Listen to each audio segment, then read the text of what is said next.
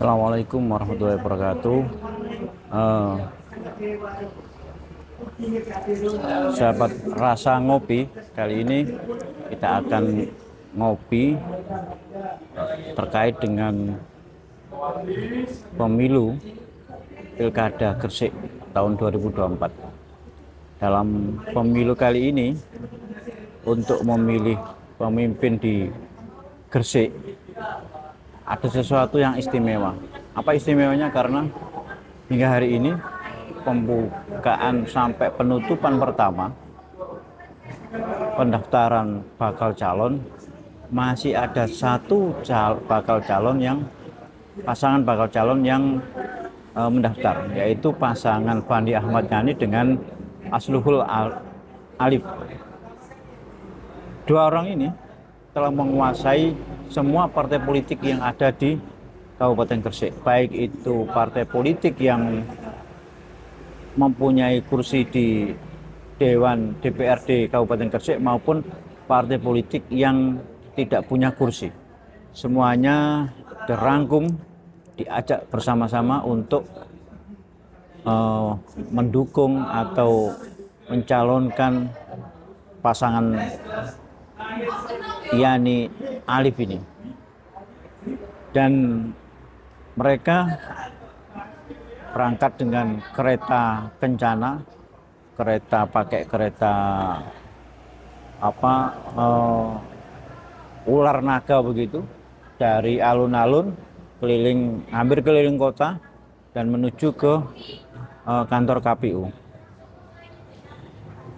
Menjelang zuhur lah dia datang ke KPU dan langsung mendaftar. Nah, ketika ini terjadi, masyarakat Gresik terlihat kebingungan. Karena apa?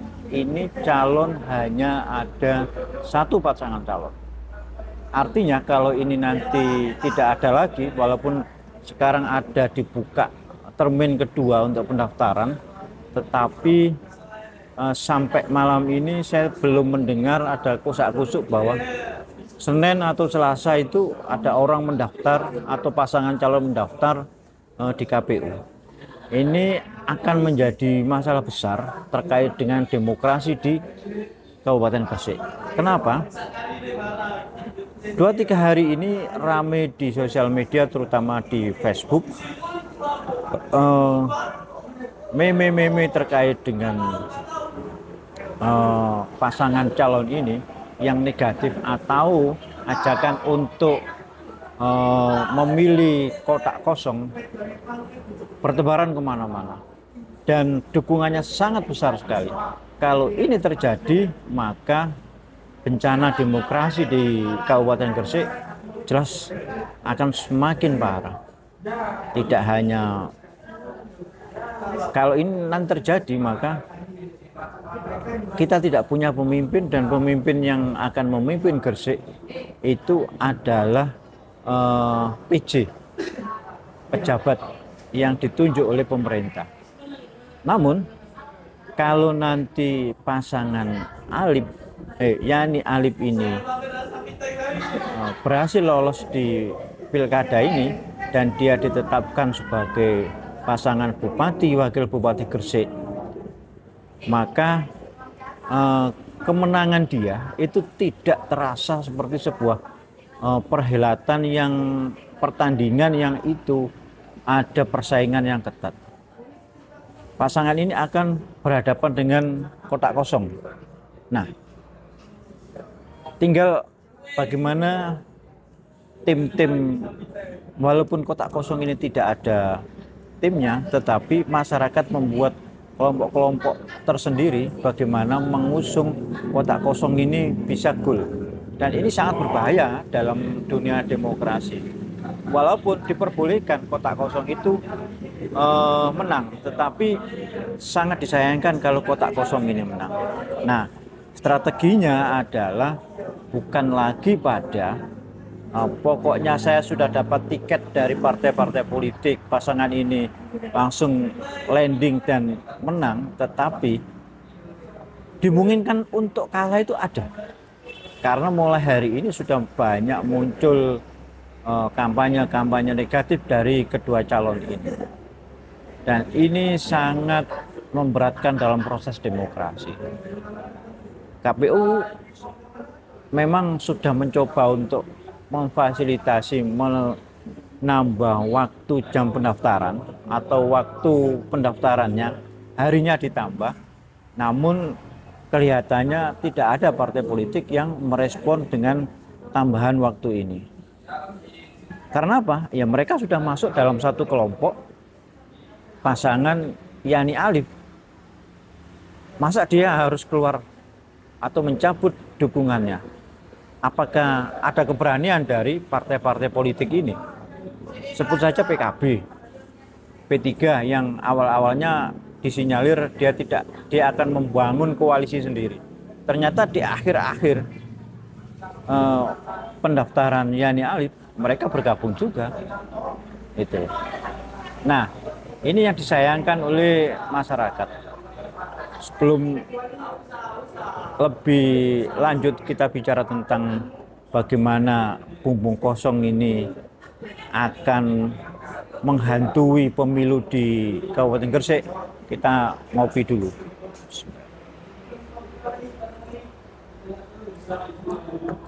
Oh ya, saya ngopi di lantai atas Cafe Jirolu di Sedayu. Kafenya sangat lumayan luas gitu dan agak lebih tenang karena parkirannya juga luas. Kembali kepada kotak kosong. Ini sangat membahayakan bagi demokrasi andaikan kotak kosong ini menang. Artinya apa? Masyarakat mencurigai bahwa calon ini adalah mencoba untuk menghilangkan persaingan-persaingan sehingga semuanya akan diambil jadi satu. Nah, edannya lagi, para partai politik yang punya massa dan punya suara besar, mereka tidak berdaya. Mereka akhirnya berpikir timbang bondo akeh, menang gak pasti, kalah ruginya akeh, maka gabung saja. Apa mereka ini tidak kasihan dengan konstituennya? Mereka bersusah payah ketika pemilu legislatif untuk membela mati-matian. Sementara ketika dia bicara tentang pemimpin daerah, yaitu calon yang bisa memimpin Kabupaten Gresik 5 tahun ke depan, para elit partai ini tidak berdaya dan partainya juga tidak bertenaga untuk mencalonkan calon dari partai politiknya atau orang lain yang dicalonkan oleh partai politiknya. Sebut saja Sahrul yang awalnya gencar kesana kemari memproklamirkan dirinya wayai arek nom tampil gitu. Setelah berjalan muncullah ide program yang namanya Gresik Mentas menuju tuntas. Bahaya itu kalau Gresik menuju tuntas. Kalau sudah tuntas sudah nggak ada lagi dong. Dan ini Gresik harus tetap berjalan. Apakah karena jargon dan program ini yang membuat dia menjadi beban, atau ada tekanan-tekanan dari pihak lain sehingga partai-partai yang sebenarnya bisa mengusung dirinya sendiri seperti PKB, Gerindra itu bisa mengusung dirinya sendiri, tapi dia tidak lakukan. Apakah terkait dengan pendanaan pilkada itu yang besar atau karena faktor lain, kita masih belum tahu.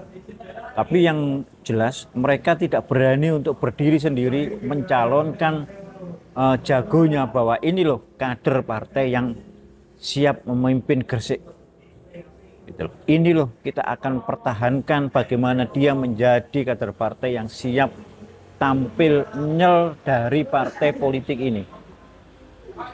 Ini penting untuk menguatkan konstituen yang ada di bawah. Gitu. Sebenarnya kita paham bahwa antara eh, pendukungnya Yani dan pendukungnya Alip ini sebenarnya tidak saling berdekatan dan tidak saling sejalan.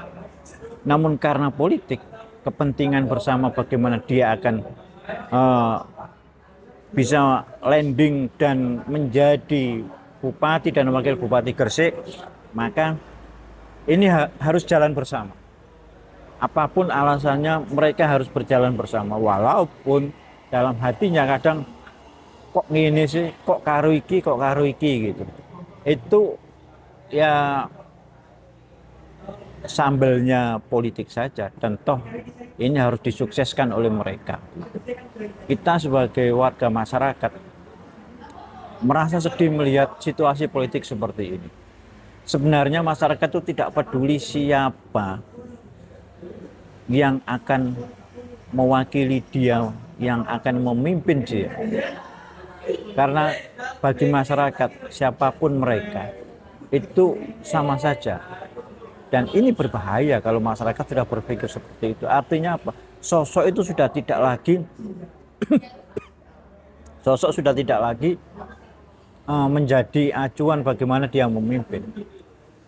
Padahal kalau dalam agama, pemimpin itu akan dilihat dari akhlaknya bagaimana, sehari-harinya bagaimana, dia berhubungan dengan masyarakat bagaimana, sosialnya bagaimana, berhubungan dengan keluarganya bagaimana. Ini harus menyatu dalam seorang pemimpin. Bagaimana dia membagi waktu dengan keluarga, dengan lingkungannya, dengan